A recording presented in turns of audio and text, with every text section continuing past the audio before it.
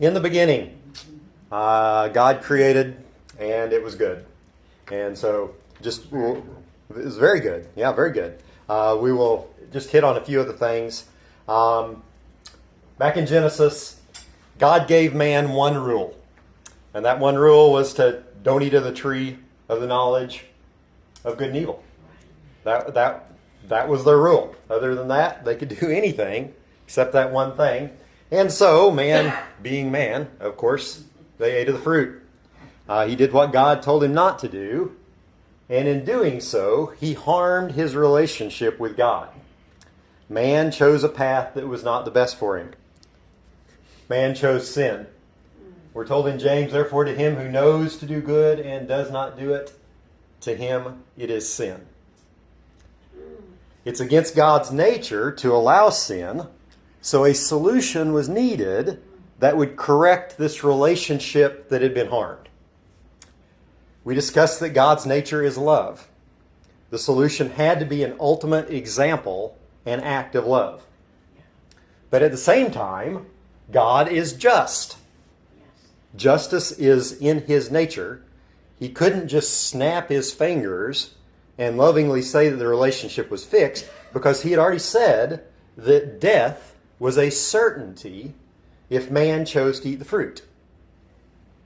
God being just meant that death was going to happen. Death had to happen.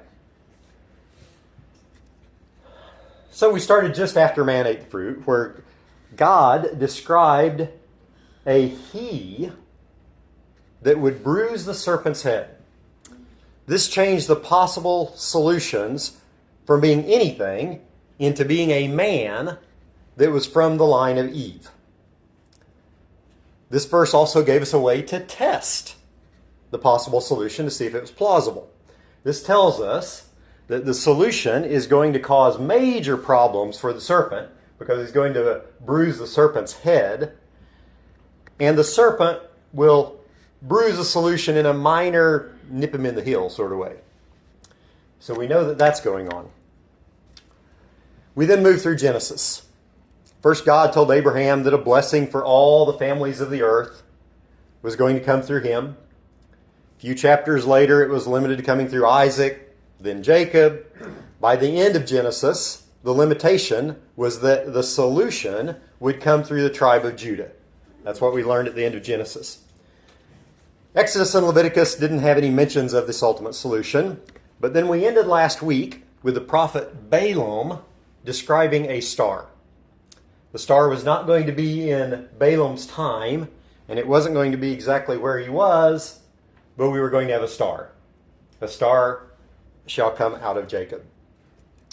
So for testing our solution, this is a summary sheet that we have. We know that it's going to cause major damage to the serpent, and the serpent's going to cause minor damage to the solution. All the families of the earth will be blessed. And then if we're actually going to look for the solution so that we know that it's coming, we know that the solution is going to be the ultimate act of love. We know that it's going to be just. We know that this death is going to have to occur. We know that it's going to be of the line of Judah. And we've been told that we have to look for a star. So that's kind of where we ended at last week. So we've kind of gone through Genesis, and then, like I said, Exodus and Leviticus. We have that in Numbers. Next, we're off to Deuteronomy. Deuteronomy is the final book of the Pentateuch, which is what we call the first 5 books of the Bible. And Moses is giving the Israelites some farewell speeches before crossing the Jordan into the Promised Land. That's where we're going to pick up at. This is somewhere around the 1200 BC time frame.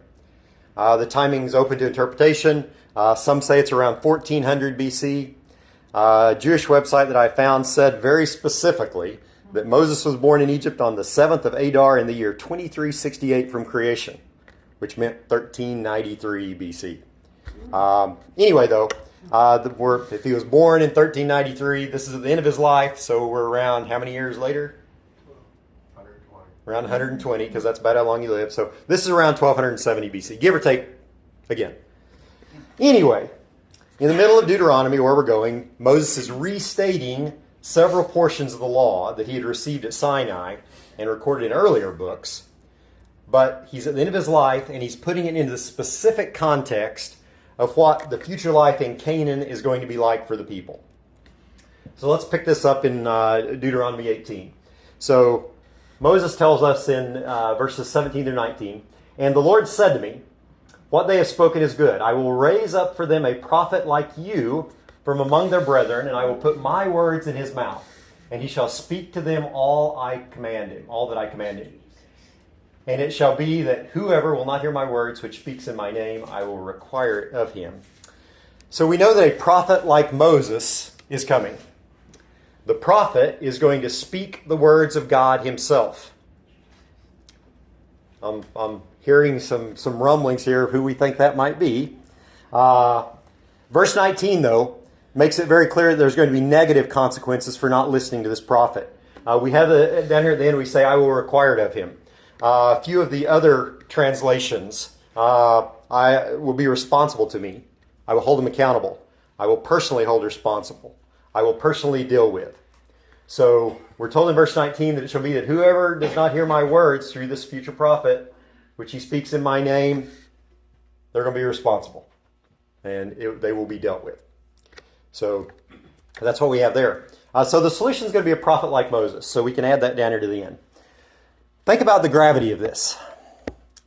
You've got a few characters that had major importance to those who adhere to the Old Testament way of thinking.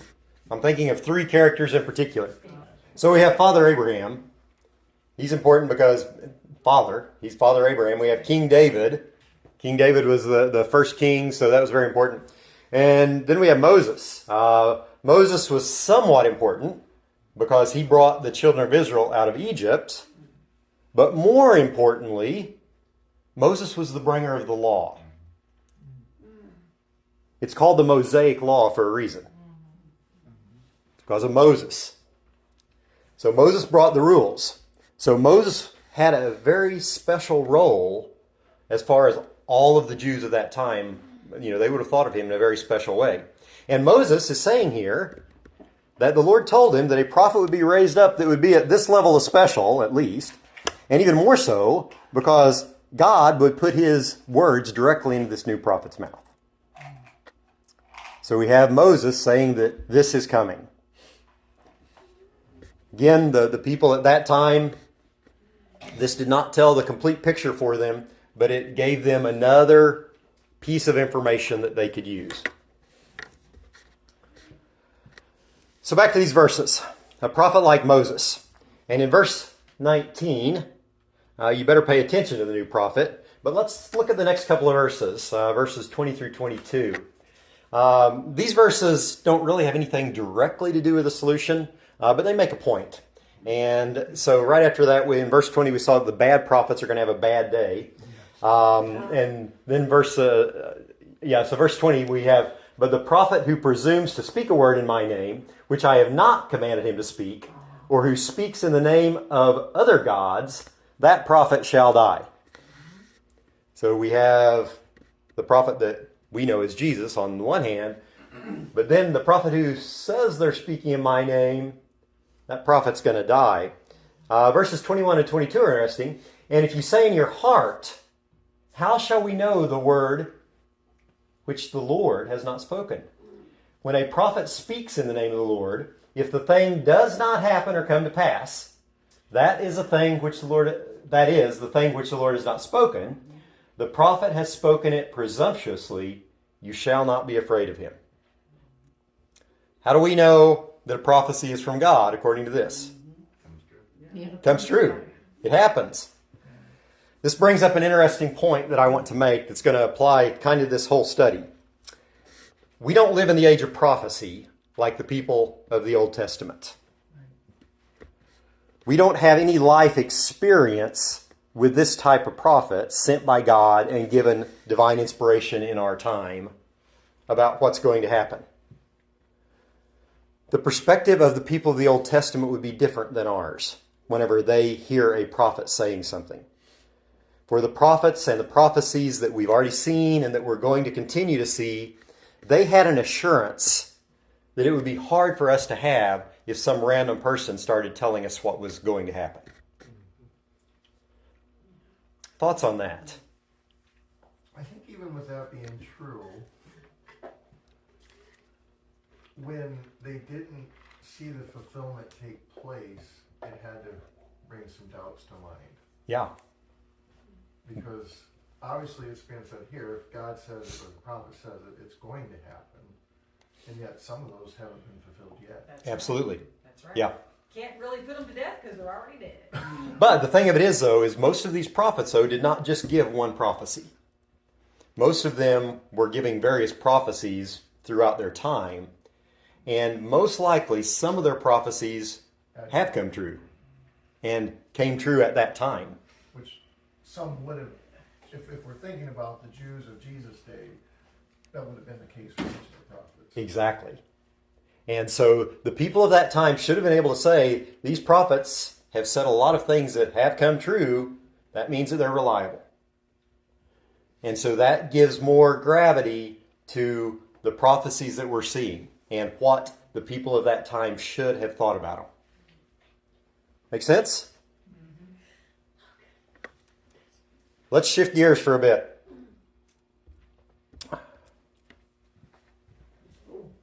Tanakh. This is the Hebrew Bible. This is what they call their Bible.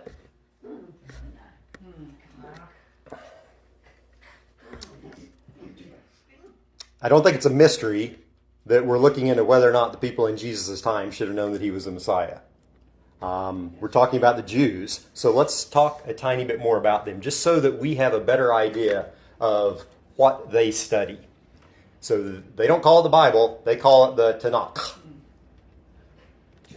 This is broken in, they break it up into 3 sections. You've probably heard of the Torah. Right, yeah. Okay. The Torah is, well, we'll get into what it is in just a second. But we have the Torah, the Naviim, and the Ketuvim. Interestingly, the names of the sections came first before we had Tanakh. So originally they would have just called it the Torah, the Naviim, and the Ketuvim. But then the abbreviated word Tanakh came into play. Ta, Torah, Na, Naviim, Ka, Tevim, Ka. So Tanakh is actually just a smudging together of those 3 words. That's where it came from. A blended word. Blended word. Yeah, exactly. But if you ever hear someone that is practicing Judaism talking about the Tanakh, this is what they're talking about. They're talking about their Bible. Let's look at the 3 different sections we've got. The Torah, that is the law or the teaching. We just finished some passages from the Torah. As Christians, we call it the Pentateuch. They call it the Torah. Genesis, Exodus, Leviticus, Numbers, Deuteronomy. This holds the absolute highest place of importance for them. This is the most sacred of their scriptural texts. It's the foundational laws of Judaism. Talks about the laws, the commandments, and the very early history of the Jewish people. It is central to their entire life. You can expect any devout Jew to thoroughly know the Torah. We've already looked at the first 5 books to narrow down what could be the solution to this relationship problem that we have.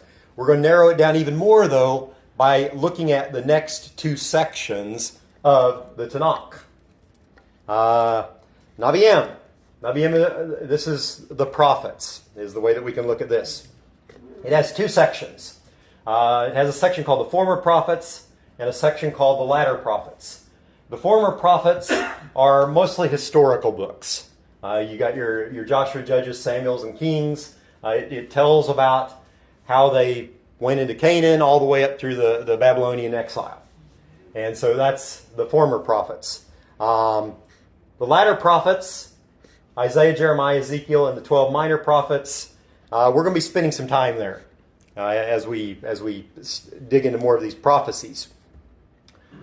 One thing to note, so the latter prophets, you can see that these books are read in the synagogues, even to this day, and they're studied extensively. So they would know the prophecies that the prophets would have made. Note that the order of the books in the Hebrew Bible do not directly follow the exact same order of our Old Testament. Some of the books appear in different orders. In fact, the Tanakh does not even, how many books do we have in the Old Testament? 39 in the Old Testament, and then we have 27 in the New Testament, making up 66 altogether.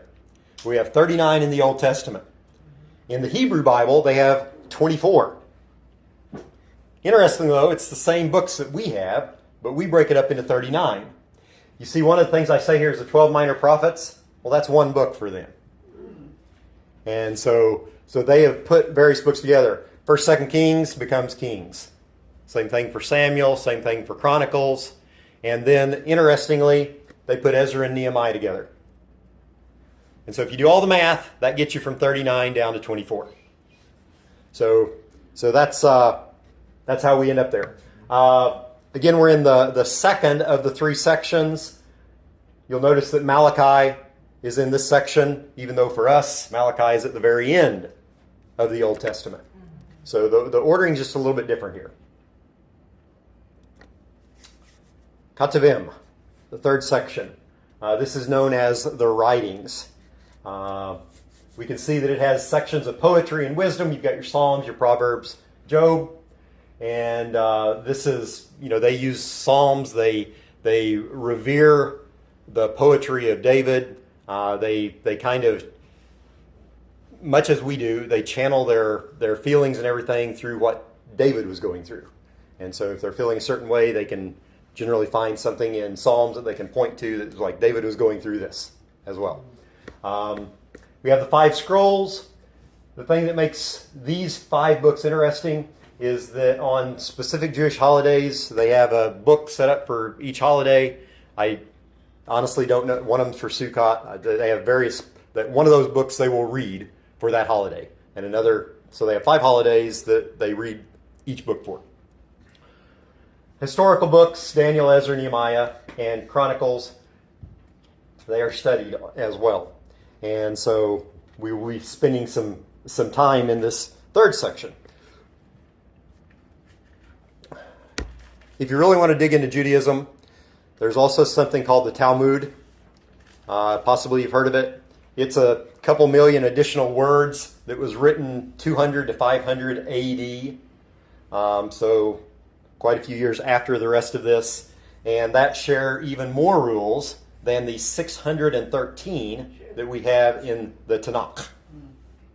So we have 613 in these 3 sections, and then there's a bunch more added on by rabbis that have made it into the Talmud. Questions on that? I hope not, because I probably can't answer them. Okay, back to our journey. We're leaving the Torah.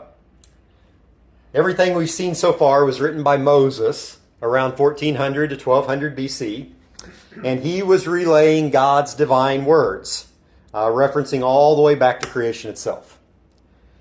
From now on, we're going to study references to this relationship solution in the written chronological order. So we're going to look at the order that it was actually written, which does not exactly follow the order of the books in the Old Testament. But we're going to go in chronological order so that we can go from way back then all the way up until the time of Jesus, so that we can say this is what they would have known at this time in history. So that's kind of how we're going to do it. First, we're going to Psalms. Psalms is an interesting book. You can see that it's actually here in the 3rd section of the Tanakh. And Psalms was actually written over hundreds of years. Like 700 years, give or take. Some of the Psalms are actually from Moses. Several of them are from David, Solomon, and some of them were actually written 500 years or so after David. So Psalms was written over a very, very large period of time, and you have to actually look at each Psalms to see how the historical people that have figured this out, where they say it was written. So what I did is I went through the Psalms and I found websites that sorted them according to when they were written, and what we're going to look at, we're going to look at some of the Psalms that David wrote. And so What this means is that David experienced a lot of events in his life that were reminiscent of what Jesus was going to go through 1,000 years later.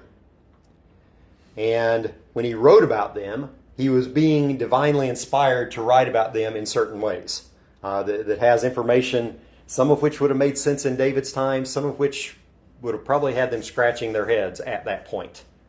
Made sense later, but when David wrote it, it probably wouldn't have made a whole lot of sense, and we'll go into that. The solution to this relationship problem that we have, though, is woven throughout all of this. And what I've kind of tried to do so far, if you've noticed, is I've been weaving what was going on historically into what we've looked at so that you can get a context for what the people are thinking and what they're going through. And so with this particular, where we're going to end up in Psalms, David is not yet king. It's around the year 1060 BC, give or take a little bit. He's being pursued by Saul. So Saul has decided that Saul does not like David. David has just eaten the holy bread reserved for the priest. He's gotten the sword of Goliath from the priest while one of Saul's compadres watches him. If you want the details on this, you can go to 1 Samuel, somewhere around chapter 20, 21. He fled to Gath, where he acted like an insane man, had slobber running out of his mouth so that the king of Gath would think that he was insane and would not kill him. And that's the context where he writes Psalms 34, which is where we're headed. And in Psalms 34, David is praising God for delivering him from the king of Gath. He's talking about the great things that the Lord does. So we pick up in verse 19. Many are the afflictions of the righteous, but the Lord delivers him out of them all. He guards all his bones. Not one of them is broken. Not a single bone shall be broken. This concept is actually mentioned earlier in the Bible. I didn't include it there because it was not as clear in my mind that it was part of the solution to the relationship problem. But it's an interesting background. Any ideas where we might have seen something like that before? He guards all his bones, not one of them is broken. Before this. Isaiah. Before this. Now Isaiah's after. Back in Exodus 12. And the Lord said to Moses and Aaron, "This is the ordinances of the Passover. No foreigner shall eat it, etc., etc. In one house it shall be eaten. You shall not carry any of the flesh outside the house, nor shall you break one of its bones." What's this talking about? Passover lamb. Passover lamb. God is weaving a beautiful picture for us here. He's giving the Israelites clues that they can tie together if they can see it. The entire ordinance of the Passover with the lamb and everything, that all plays into this. Especially the blood. And the blood. All these interwoven things. They just have to be able to see it.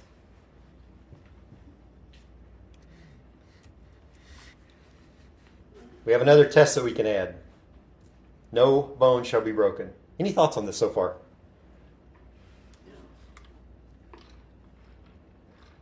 Seems like they are way more involved in symbolism than we are. Yeah. So our minds don't really connect all the dots Yeah. the way that maybe their mind was connecting all the dots. Absolutely. And as we continue on in this and we go through hundreds of years more, they're going to have all of this history that they have the opportunity to put together. And we might say that's a lot of history, and it is, but as you just pointed out, they pay attention to things in ways that we don't. They had a different culture with a different way of thinking about all these symbols that we're even looking at. Yeah. So when you're, so far what you've studied, the question remains, because I obviously have studied through this and I know the types and all this that come from the Psalms and different things like that, but do the Jewish people see these, do they see this as speaking of the Messiah when they read stuff like this. They're not going to see it yet that way. But let's say they don't believe that Jesus is the Messiah. Do they expect this of the Messiah that isn't Jesus in their mind? I don't know. I was just curious if you'd come across, because obviously you've been digging into Jewish. Yeah. My gut tells me that very few modern day Jews are actually looking for the Messiah. That's just calling it like it is. I was. Well, They say they are. their But- culture is completely different. I've read some historical novels that talk about when Jesus was alive and they went up to the temple for some of that the Romans were deathly afraid of them because they moved as one organism. Mm-hmm. And as they were going up, they were saying specific prayers. And it just blew the Romans' mind. And they were afraid of them. The Roman soldiers were afraid of them. Well, and if you think about it, if you think about the stories of the Old Testament, the non-Jewish people had reason to be afraid of the Jews. Sure did. Because if God was behind them, you don't want to be against them. And so yeah. Well, even with what's going on now, there are different leaders that have. Yeah, I was thinking that, as Christians, we have what we refer to as the 400 years of silence. Jews have 24 years of silence, and that may make it all that much harder to be thinking of the future and the Messiah. Absolutely. We haven't heard from God in 2,400 years, Yep. is what they think. Absolutely. There's Yeah. no Holy Spirit. There's no... I also think that there are a lot of Christians that, I'm sorry to interrupt you, I thought you were finished. I'm inhaling. I also think that there are a lot of Christians that live as if Christ couldn't return today. Absolutely. They Yeah. just live. Yeah, in no way did I mean to single out the Jews as being negligent. There's plenty of blame to go around. Yeah, absolutely. So if, going back to the Psalm, if a Jewish person is reading that, would they have flashbacks of the Passover lamb? Or is it just kind of like a stretch, like maybe no bone is broken when someone's with the Lord after death, where the righteous person is resurrected? I suspect, one of the interesting things that God did is that He relayed through Moses is He set up the festivals and everything, so they had reminders every single year of the Passover, and so I don't think that it would have been a huge stretch for them to think about the Passover lamb whenever they see David saying something like this. And we know that the Jews would go to the Psalms for the poetry and to capture the essence of how they were feeling. And so whenever a Jew was experiencing something like what I just read, they would read that passage from David. And Passover might have been last week, it might have been 3 months ago, it might have been 9 months ago, but it was recent. And so I think that it's fair to assume that they would be able to connect the two. Did they connect the two immediately? I don't know. But I think it's fair to say that they would have been able to see that connection. I like the types of questions though that I'm hearing, because this is hopefully causing us to think about this a little bit deeper about what would have been going through their minds, whether it would have been logical and sensible for them to feel the way that they feel, and I'm coming to a conclusion as I do all this studying that we'll get to at the end, and yeah, I'll leave it at that. Okay. No bones will be broken. So Saul's servant, who had seen David, told Saul about it. Saul ended up having that servant kill 85 men who wore the linen ephod, because the priest had helped David out, and massacred everyone in the city of Nob, which is known as the city of priests. So, bad thing had happened. As David is aware of these things that have happened, he's aware that the servant just killed 85 priests. we go to the next chapter of Psalms, chapter 35, and see that it has dual meanings. David is talking about his own suffering and his own sadness, but he's prophetically talking about the suffering that's going to occur a millennium later. So in chapter 35, all my bones shall say, Lord, who is like you, delivering the poor from him who is too strong for him? Yes, the poor and the needy from him who plunders him. Fierce witnesses rise up. They ask me things I do not know. They reward me evil for good, to the sorrow of my soul. So in verse 10, we can see that he's delivering the poor from those too strong for him, the poor that cannot defend themselves. Verse 11, we have false witnesses making up things that they're not responsible for. Fierce witnesses rise up. They ask me things I do not know. They're asking me things that I'm not to blame for. They're incorrectly accusing me. Verse 12, I'm given evil for all the good that I've done. What's up with that? It brings me sorrow.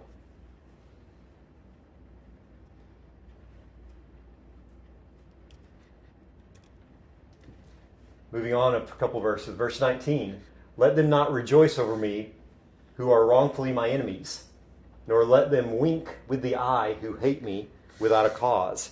They don't have a reason to be my enemy. I didn't do anything wrong. I'm hated without a cause. Verse 20, for they do not speak peace, but they devise deceitful matters against the quiet ones in the land.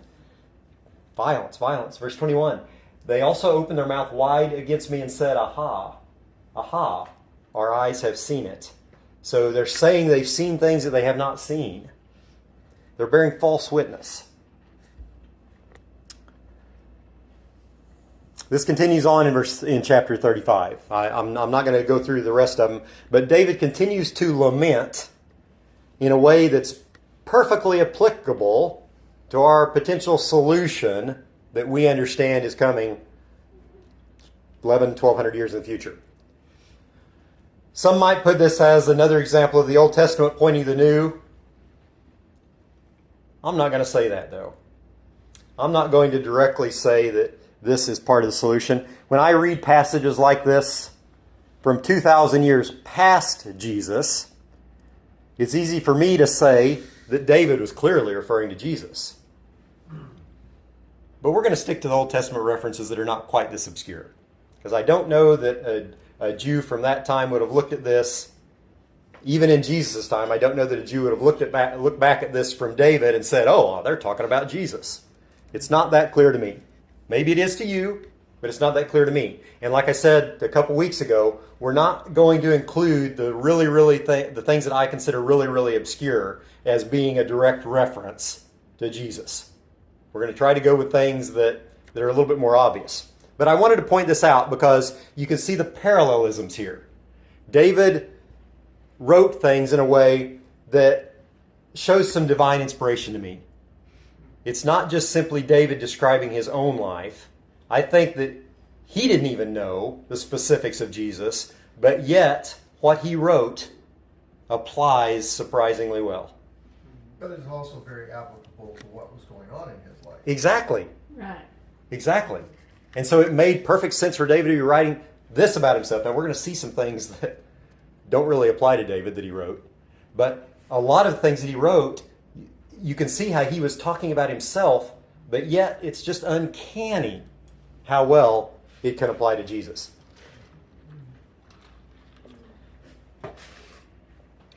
Next, we're going to move along in David's life.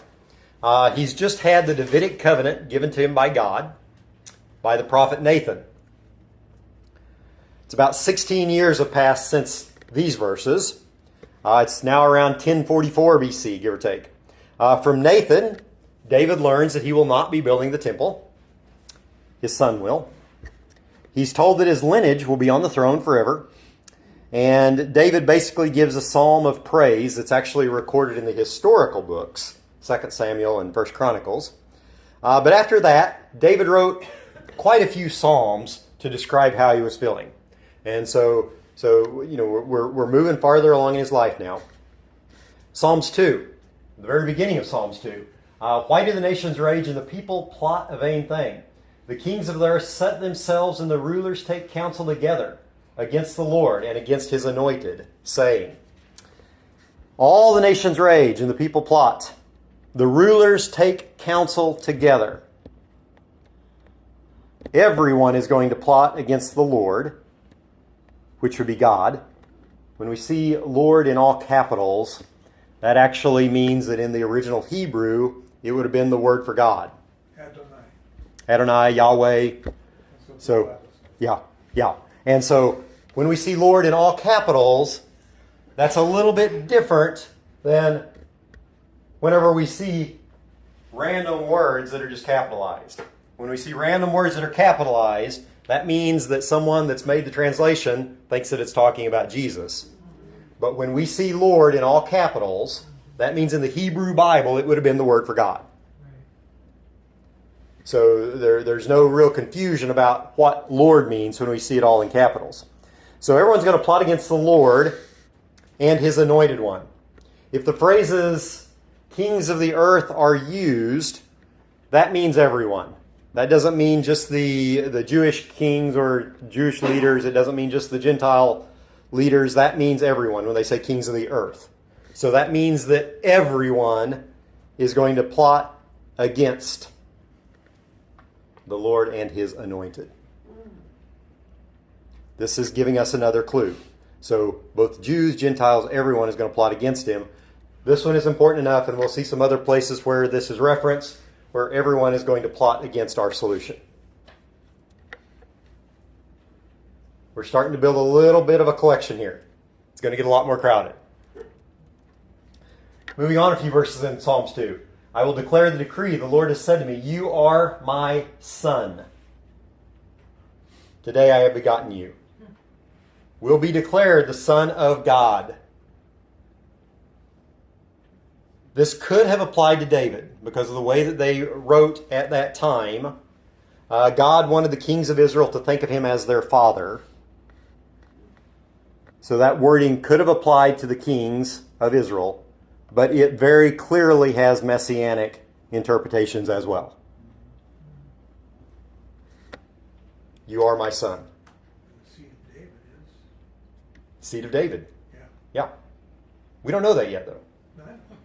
I'm just saying. We only know that, well, I don't have the slide handy, but we only know that he's going to be of the tribe of Judah at this point.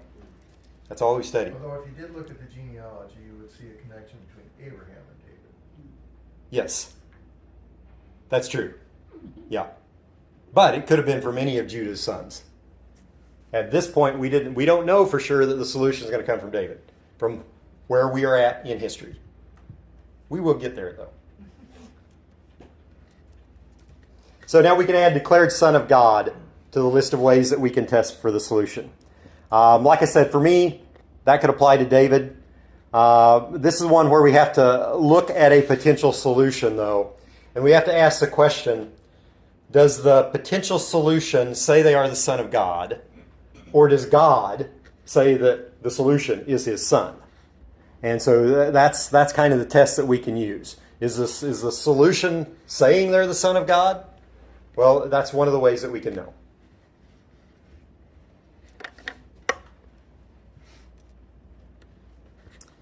Psalm 16 is kind of interesting. And again, all of these are written around the exact same time. David's received the Davidic covenant from Nathan, and so he wrote a bunch of different chapters here.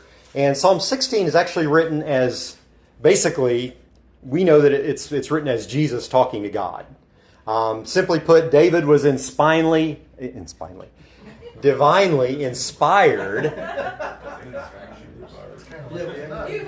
You're living in the Hebrew moment. Yeah, inspiredly. Okay. Right and left. So David was divinely inspired to write this. The wording just doesn't make sense any other way. It doesn't make sense that David would be writing this about himself. And it's easy to look back on this chapter, knowing what we know now, and to be able to say that, but that's not actually why we're here. We're looking for clues in the writing that point to Jesus being the solution. Here in the last verses of the chapter, we have several items. I've set the Lord always before me. Because he is at my right hand, I shall not be moved. Therefore my heart is glad, and my glory rejoices. My flesh also will rest in hope. For you will not leave my soul in Sheol. What's Sheol? Hell. Hell. Nor will you allow your Holy One to see corruption. You will show me the path of life. In your presence is fullness of joy. At your right hand are pleasures forevermore. So we're told that the solution is going to be at the right hand of God.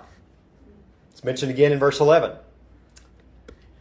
Verse 10, we're told that Jesus won't be left in Sheol or see corruption. We know that essentially we're being told here that he's going to be resurrected. He's not going to be left dead. That's what we know from being able to look back on it. Wouldn't have made any sense for David to be writing these sorts of things about himself. But he was divinely inspired to write this.